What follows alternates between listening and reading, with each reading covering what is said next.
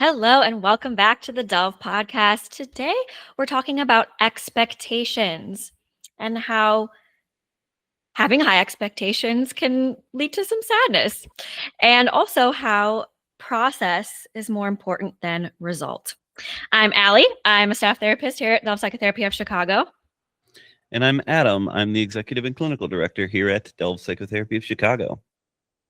Yes, here at Delve Psych, we offer individual, couples, family, and group therapy. So if you're interested in a consultation call, head on over to delvepsych.com. That's DELVEPSYCH.com. And do check out our Substack at delvepsych.substack.com. We're not trying for fame here with the podcast. We don't plan to run any ads. We're just trying to add value and be helpful to as many people as possible. So please share this with others, at least one other person. It would be very helpful. Yeah, so the listener would not know, but we've taken a few weeks hiatus from this. So we recorded a bunch, got them out in advance, and this is session 1 coming back after our little break. So big question, Allie, do we remember how to talk to each other? I don't know, because I did that whole intro a little out of order. So Good on you for winging it, improvising. Yeah, I kept it going. I kept it pushing. So we'll see if you remember how to do this. We might be a little rusty. I don't know. After COVID COVID never really ended, but after we started to be allowed to kind of come outside again and actually talk to people, every once in a while you would come across this person who'd clearly been inside for months upon months upon months. And the first conversation back with them, you're like, I think you should practice a few more times. You just need a few more runs to just get back into the swing of talking, it seems. Yes. So hopefully that's not our experience here today. Yes, I agree. Hopefully we fall right back into it, Adam. We shall see. Okay, so this was an Instagram video that you sent me, and it's the comedian Jimmy Carr, and he's on stage, and he has an interviewer talking to him, and we should preface that not all of Jimmy's jokes are multiculturally sensitive. Yeah, Jimmy likes to use some of the words that British comedians like to use, and also tell some of the jokes that comedians who were coming through the 90s and noughties like to say. So we're not endorsing the man's moral compass overall, but the message is an interesting one in this particular video. Yes. It's interesting. I wouldn't have known he was a comedian based on this video alone. He came off more like a philosopher in this video. And so basically he's talking about expectations here, and how a lot of times we have these big expectations for New Year's and birthdays, and how it's going to be this magical midnight kiss, or like the birthday is just going to be like the most fun you've ever had in your entire life. And when the reality doesn't meet those expectations, which happens most often when we have those high expectations, we can feel a bit disappointed. And so what he said in the video was, expectations exceeded is where happiness lives. And he was talking about how, like, sometimes a random Monday where, like, our friend randomly calls us up and is like, hey, there's, karaoke at this place tonight. You want to just go on a whim? And you end up going there, and then you end up like on a sort of adventure of sorts, and end up finding this really cool hole in the wall pizzeria. And then, you just kind of like go with whatever is happening. That random Monday could end up being like the best time ever. And that can bring a lot of joy. So I guess I'm curious, Adam, your thoughts on this idea of expectations exceeded is where happiness lives. And even more specifically, I'm curious, does that mean we should lower our expectations overall? I actually take it slightly differently, although I do think that there's some of that in there, but I feel like it is an invitation to say yes to things. I think that we are far too meta-gamey about life these days. We're trying to kind of like get every little piece of it aligned in just the most perfect way to make sure that all the chips fall exactly the way that we want them to. And just frankly, life is not going to comply with these wishes or whims. It's just never going to. But I do think that the surprise exceedance of expectation is one of the greatest delights that we could ever come across. But how do you create that scenario for yourself, right? You have to start to say yes to things that you wouldn't normally say yes to. If you keep just picking what you already do and what you already think in the environments that you tend to be in, then you're going to keep getting what you've already got. So you have to sort of take this moment when somebody says, do you want to take up salsa? You say, I'm a terrible dancer. No, then you're going to stay the same. But if you can say, let me go make a fool of myself and see what the experience is, you can find stuff. Yeah, this sort of like, I agree. A lot of us try to curate our lives in such a way where everything is like, oh, it's going to happen this way and this way and this way. And I mean, I think a lot of our lives now, especially with social media, especially like Instagram, everything is so curated. But I think a lot of the joy happens in the moments where things aren't expected and maybe don't go as planned and kind of catch us off guard. And that's life, right? Like that is really what life is all about, is these like serendipitous moments that are not pre-planned. And what you're saying is like, okay, in order for that, because we can't like curate something unexpected happening, but what we can do is say yes to more things that put us in situations that we normally wouldn't be in. Right. And the trade-off is sometimes your expectations will be exactly matched. And so sometimes you're thinking, this is going to be weird. And then you go and do it and you're like, yep, that was weird. So sometimes that's the case. But I feel like that's a risk worth taking. Maybe that's just the improviser's brain here, where we're a little bit more willing to publicly, socially suffer.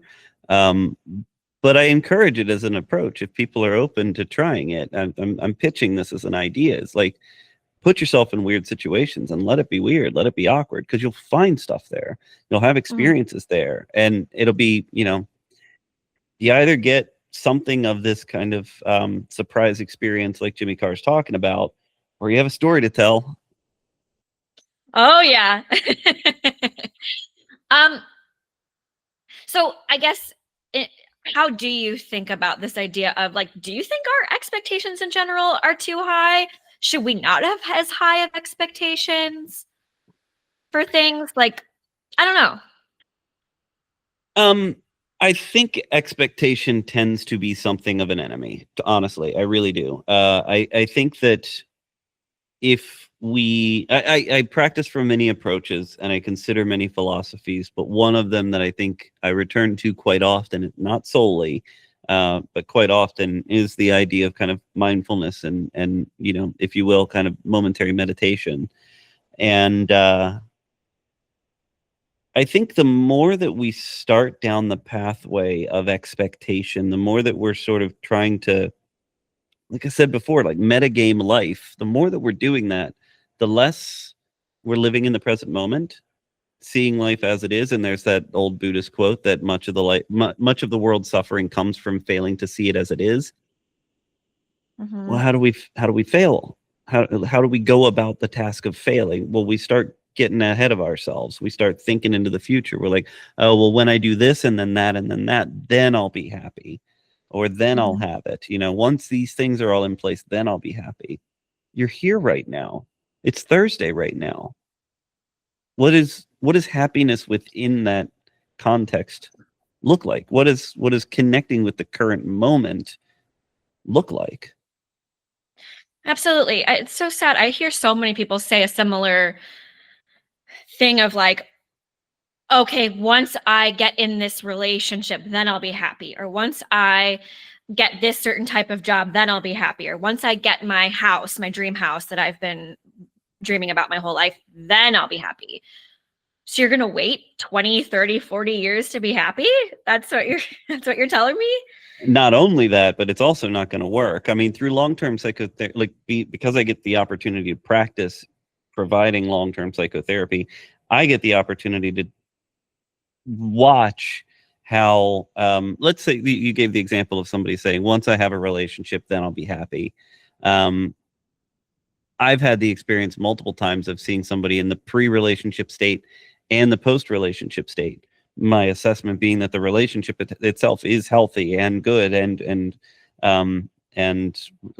yeah, probably long lasting, as much as any of us can tell, that sort of thing.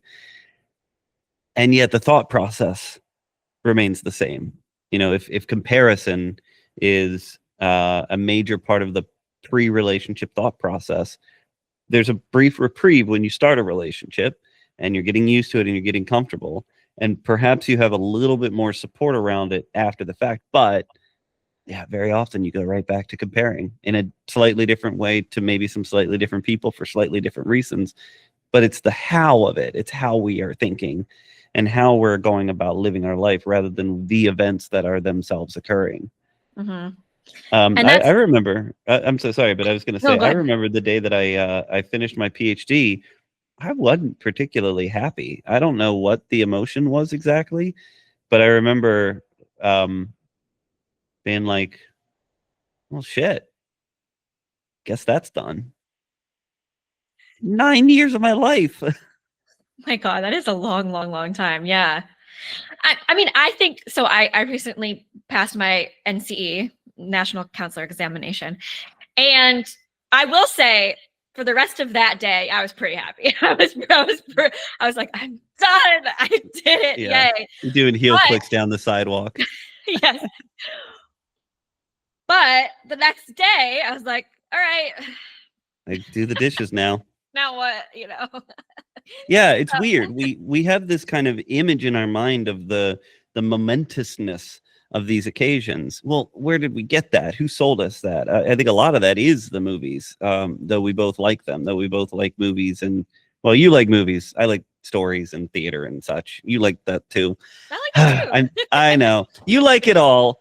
I'm persnickety about movies. Why? I just don't have a lot of time. I just am doing stuff. So it's not so much that I got a problem with movies, but I rarely pick it. I'm often quite delighted when I do, but this makes me being an improviser much more difficult because several times people are making references to obviously famous movies and I have no clue. Right. Revisit our Back to the Future conversation.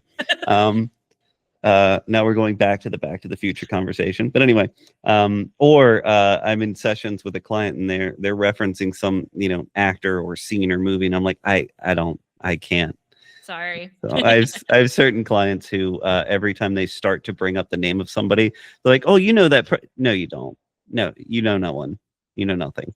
You know nothing, Adam. Do you know that reference? You know nothing, Jon Snow? Jon Snow. Oh, yes, that one I know. Game of Thrones. Okay. Yeah. Kit Okay, there we go. No, the Kit Harington. Kit Harington was the recipient Jon of that. Snow. Yeah, Jon Yeah. Snow. I And the can't person remember that said it was I forget her name. It's been a long time since I watched that show. And the finale was so disappointing that I don't know. No. Anywho's, so anyway, this idea of being in process is another thing that he says in the same video of like enjoying the process, not the result.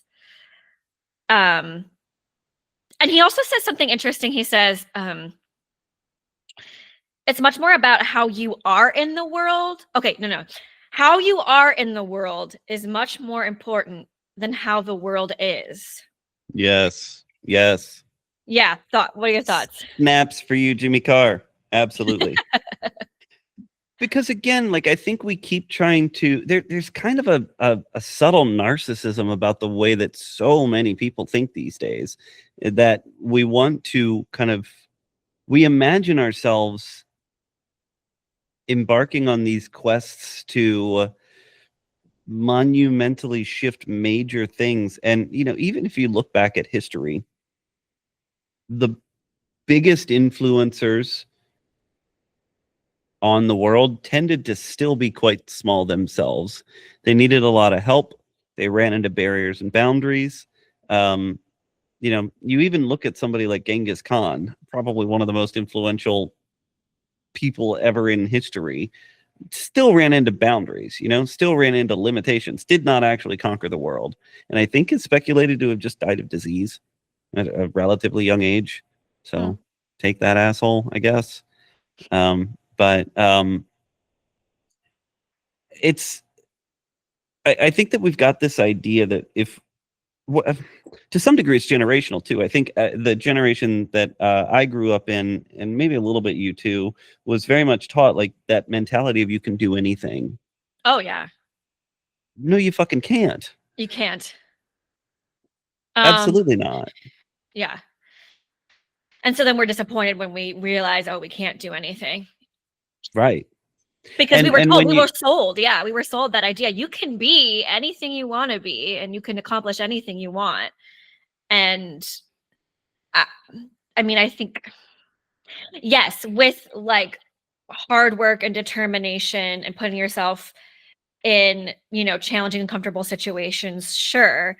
Not everyone can become a judge on The Voice. Like, there's only I have seen it. I've watched so many episodes of No, The you Voice. have not.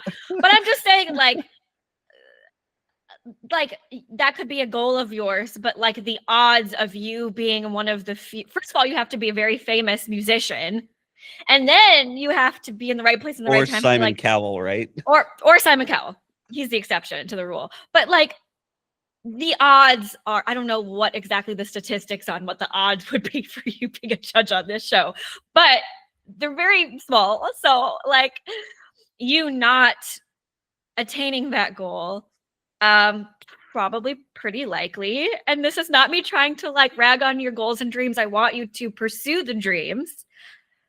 I want you to be intentional about the process of how you're pursuing the dreams rather than only focusing on that one outcome. And if you don't get that one outcome, then you're devastated and your whole life was for nothing. And it was all a wash. Yeah. Absolutely. Well, you've talked about that a bit with respect to your journey through acting. I mean, knowing that it was going to be a big risk, taking a shot at it. I think you've shared as well being quite devastated at just finding that it wasn't as workable as you hoped, and making a different choice and really coming to have some peace with that. Yeah, I really think as an actor, you have to love the process of the auditioning and the not knowing and the, the work is the auditioning. The work isn't booking a lead on a TV show and winning an Oscar. That is not the work. Mm-mm. Most of the time you're going to be grinding and auditioning and being pinned and then let go and then not knowing next and not knowing when your next paycheck is coming. So like, that's being an actor. That's the process. And most of your life is going to be that. So, right. Yeah. What's the quote that most of becoming an actor is making coffee? Oh yeah. So. I made plenty of coffee in my time as an actor. Yeah. I'll tell you that. Yeah.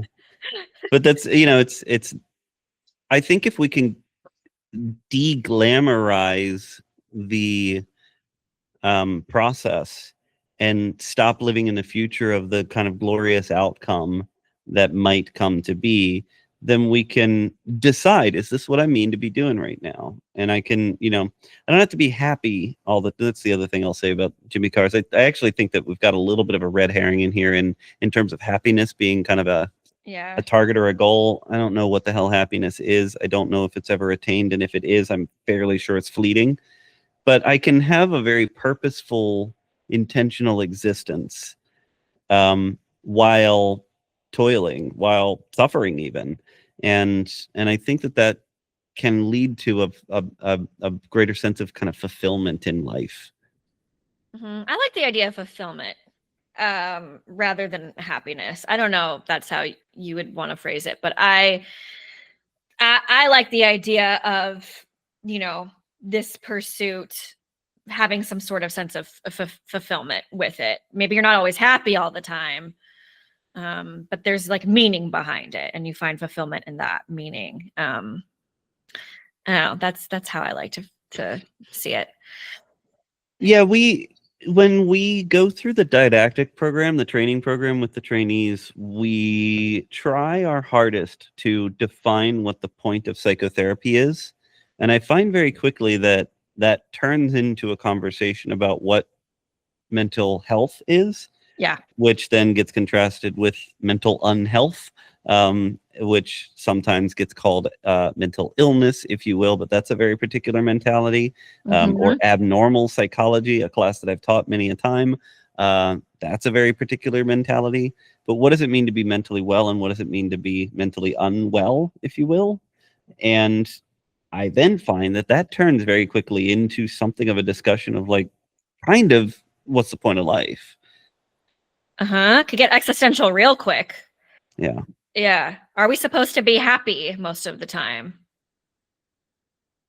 Yeah, and something I do with the didactic, well, no, we're not, by the way. I will answer that question definitively. But something that I try to do with the didactic program is kind of present the same question each year to a new cohort and Mhm, see if they can kind of advance the narrative a little bit, mhm. which has been a really interesting exercise for me. Sometimes it's like a worksheet that we're working on, sometimes it's a definition that we're playing with, but it's some piece of this broader puzzle that we put together that I just want their feedback and take on. And I often find that these are smart people who are coming through here and doing these things. And it's just enough time for me to kind of have put it away and maybe done some quiet background integration and then bring it back out and try to Mhm. display it, defend it, and update this year's cohort on like, here's the present thinking. What do we think? As well as trying to kind of safeguard against all the past steps that we've taken to kind of get it to where it's at. And I find that an extremely interesting enterprise. Um, and if I can find it, let me actually look at what we came up with this year. I know I posted it in our group. Yeah, I don't recall exactly, but I would love to rehear it. Yeah, let's see what we came up with. Mhm.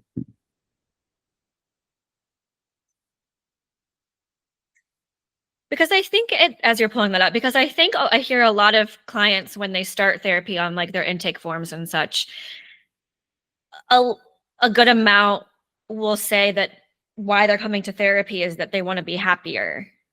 And I get it. Like, why wouldn't you want to be happier? I want to be happier, you know? And I could see somebody being like, well, then what's the point? If it's not me feeling happier, why? Yeah, it gets so complicated to try to answer that question. But I think that that's our job. You know, some time ago we did the podcast episode where I tried to kind of deconstruct psychology a little bit, and then we started the conversation on reconstructing it. And I had much more on deconstructing than reconstructing. I've since Mhm. worked on it, but yeah, it's I found it. That's why you hear my voice trailing off slightly. But this is our charge. This is our job. We have to try to come up with an answer. Right. Okay. So I had it and I lost it. 1 second. Not a problem. So our this year's working definition for what mental wellness is, and I will say we have two interns this year. One of them was not happy with this definition. They Okay. but that's okay, right? Like that's what we invite that. I think sometimes people can get very protective of their ideas. Um, break shit. It's useful. Okay. Anyway, this year's definition is mental wellness is a belief that one can relate to one's own emotions and select their behaviors using multiple psychological strategies and with purpose driven self determination. Yes, a lot of words. And again, it's very hard to encompass all of what mental wellness is or could be in a couple sentences. Um, yes, I like this idea of being able to relate to our emotions, being able to thoughtfully and intentionally choose our actions. You know, we're not bounded by, oh, I was feeling angry, so I just broke shit as you um uh break shit did you metaphorically, if mean you will. did you mean to do that? No. Okay. Well, so, mental wellness, this person, even though they may feel angry, they're going to intentionally make a choice that is in line with their values or what they actually want to be doing with their life. And then I like that purpose actually found its way into this definition, because I actually find that word coming up a lot in sessions with my clients. Like, this idea of feeling purposeful in life, I think can be really, there's something to that, right? Like, having some sort of, like, what you're doing here with this, if you believe that this is your one given life, what are you doing with it? What are you doing with this, this time that you're here? And do you feel purposeful in it? Is there, like, meaning behind what you want to do here? I feel like that just can bring so much fulfillment, and mental wellness. I don't know. So I agree. I would have to, like, sit on it a little bit if I wanted to make any sort of adjustments. But so far, I like this. Yeah, absolutely. And we've even kind of gone down the path of exploring purpose a bit. I think if I were to start to take some shots at parts of this with some of the analysis that I don't know, come across this year, I think I had taken as a given the idea of purpose, because it is quite, I mean, it's quotidian in our work. Like, we hear about it constantly. I feel it constantly. I want to and strive. I strive for purpose and direction, and this kind of element of striving. Yeah. But I don't think it's the only mentality. And I wonder about the value of sitting purposelessly, and why that makes us so uncomfortable. And is that, I don't have any of this solved, by the way, but, like, is that a temporary state? Is there a downside to that, right? Like, stillness can be something of a pursuit, and presence in the present moment can be something of a pursuit, or even just, like, reflection. So let's say you're 40 years old and have taken to hours-long meditation. Is there something wrong with that? Do we need to kind of, like, shoehorn, oh, well, that's your purpose, into that person's experience in order to make this definition work? Or can we say, okay, it's interesting that stillness got chosen, and is there a value to just staying and being and noticing and seeing? Well, I think about, like, monks that, like, choose to meditate for several days on end. And I mean, even if they say, like, there's no, like, I'm not, maybe this idea of just meditating for days on end doesn't fit in with the traditional, like, Western US capitalist views of purpose. I think there is still a purpose in them doing that. What did they get out of that? Well, Like, that's where I fear we might be falling into the trap of presupposing purpose as a necessary thing. This is what I've been thinking about this year. So you have not heard me talk about this. No, previous. I have not. No. I don't know if I've talked about this with anybody. Maybe Andrea a little bit. Anyway, that I think because of our kind of Western mentality, we think in this strivey, movie forward kind of way. And the Delve model really does have that integrated into its framework. Yeah. But if we were to take that away and say, what is the healthiest version of non-striving? I think I come up with two and maybe three. One is just sitting, being in a meditative sense, just noticing. That does feel like that by itself, without the need to kind of shoehorn this idea of striving into it, can be something quite healthy. I think it's possible for it to be. And I think another way is, I think about near the end of life, reflection, and just at some point, it's fair game to sort of say, I'm done trying to do shit. I just want to be here, and I want to remember. I want to reminisce. I think that that's fair game too, and I feel like that could be a kind of healthy non-striving. The third that I consider is if one of those is present tense and one of those is past tense, what is the future tense non-striving? I don't know. I suppose it's supposing. I suppose it's just like cogitating about what possibilities may rise, but like in an emotionally detached kind of way.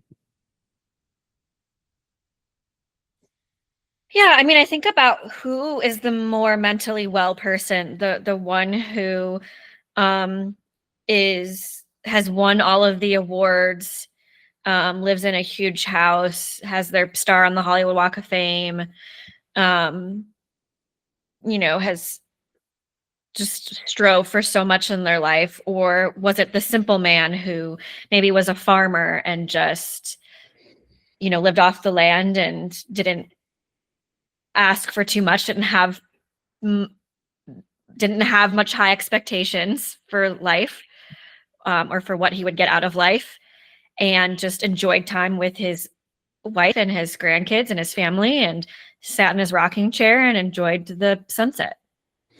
There is one actor that seems to be like that, and again, this is where it fails me because I don't know their names. Do you know who I'm talking about? Like it's We the could play British a guy. game of what's it Yeah, called? he's 20 questions. It's a British guy. Um, God, he looks like the guy from Peaky Blinders, but I don't think it is that guy. It might be. Okay, well, I haven't seen Peaky Blinders, so this is where we. Oh, it is Cillian Murphy. Is that him? Oh, I like Cillian Murphy. Yeah, I feel like people describe him as the like least striving to be famous person. Hmm. And so it's just sort of like I'm here and I'm doing this thing. I'm enjoying it, but like I'm not trying to be famous. I just am. Mm-hmm. He just Sort of. happened upon it. Yeah, I I don't know. don't know his backstory I terribly don't know well. either. I don't know either. It's an interesting idea, and I think some schools of thought are completely the opposite of what, like, this question you're trying to pose, of like maybe the stillness and not having any sort of purpose is great for mental wellness. Like logotherapy, for example, is all about finding the meaning and purpose in life, and that Mm. in and of itself um results in mental wellness. So that whole theory is about finding purpose. um so I think I don't know, it's an interesting question. I know personally that when I feel like I'm connected to a purpose of what I'm doing, I feel so much more invigorated by life. I feel so much more motivated and connected and excited. Mhm. And that results in more mental wellness for myself. So I don't know, maybe Well, others could be different, but but here's the rub, because me too, and that's partially why I've got this kind of strivey element to the mentality that I've pushed so hard in the Delve model. But let's see if we can be critical of ourselves here a little bit. sure. Why does that feel good? If we follow some of the principles that we teach in the Delve model, it would be that there's some kind of, if you will, ego cohesion to it. Yeah. If we go down the identity pathway, it would be that there's an alignment between the present tense realized self and the idealized self. I'm becoming who I want to become. Now, where does that come from? We posit that the idealized self comes largely from role models, the people that we want to be like, Yeah. anti-role models, the people that we don't want to be like, and then to some degree kind of like some systemic messaging around what you're supposed to be, especially like what does the government tell me I'm supposed to be? What does our economic system push us toward? What do our social systems and religious constructs and such suggest that we should be? I wrote that blog post a while back on the folkways of a society, and came from that book I cannot think of the name of right now, but there's a Substack article up there about the 24 folkways. Like that's where our mentalities about who am I supposed to be come from. Our families tell us, our governments tell us, our economics tell us, our Yeah. friends tell us, our circumstance, maybe even our like quite literal weathery climate tell us who are you supposed to be. And then when we're closer to that, we're like, yeah, I'm being who I mean to be. Right. Or I'm at least striving in that direction. And so we could be tricked by that easing by that motivation that we find there. It feels good, so it must be good, right? But maybe not. Mm-hmm. This is so much for a mini-sode. This is, and also so much further from the original. I mean, not really. I mean, he did talk about, process over product but I'm just saying, like, it is far from the original prompt that we started with. I've missed talking to you, Allie. But clearly we're making up for lost time here. We have a lot more to say to each other. I really think this is like an ongoing conversation about like mental wellness, the definition of it, the existential question of like, yeah, what do we do with our lives? Yeah. Yeah. All right. Yeah. Well, we'll All keep right. working Well, on it, I thanks, guess. guys. All right. All right. New quote on the I'm board. just imagining the person that was trying to watch this before bed. They're like kind of snuggling into the bed. They're listening to a nice, calm little podcast. We get all existential. They're sitting there 2:00 in the morning, eyes wide open, going like, "Well, now what?" New quote. Well, now I have to think about what I'm doing with my life. I mean, okay. All right. New quote on the board. Yeah, but boundaries are selfish. They're supposed to be. Yeah, I hear a lot of clients when we talk about boundaries, there's this like aversion, like, oh, but that's selfish of me to do that. Mm-hmm. And I think being selfish, there's a negative connotation to it when it doesn't have to be. I think sometimes being selfish can be a good thing and necessary in some circumstances. And yeah, you're taking care of yourself here. That's the point of boundaries. Right. And we have to remember too that boundaries are not what you must do. It is what I will do given certain contexts that I may be able to predict. Exactly. So, and communicating those to others. Well, I remember this classic example. I think Savage, Ben Savage, Dave Savage. Oh gosh, I got to look it up. Like, those are like, aren't those actors like from like Boy Meets World? Or am I totally? One of those is Ben an actor Savage from Boy is Meets the World. boy from Boy Meets Dan World. Savage. Dan Savage. Okay. The podcaster. Yeah. Okay. He has. I remember him taking a question one time, like, my partner wears a cologne that I absolutely hate. I don't want to be near them when they're wearing it. It like activates my allergies, but they insist on wearing it. That's my scent. And they keep telling me that I need to just be okay with that being being that scent. So what do I do here? And he kind of points out, like, I'm not telling you what you wear. You can wear or not wear whatever cologne you want. I will tell you what I will do if you're wearing it, which is that I'm not going to stand right next to you. I'm not going to stay in the same bed. I'm not like, those are my choices respective to what you are going to do. So wear it or don't, it is going to change what I do.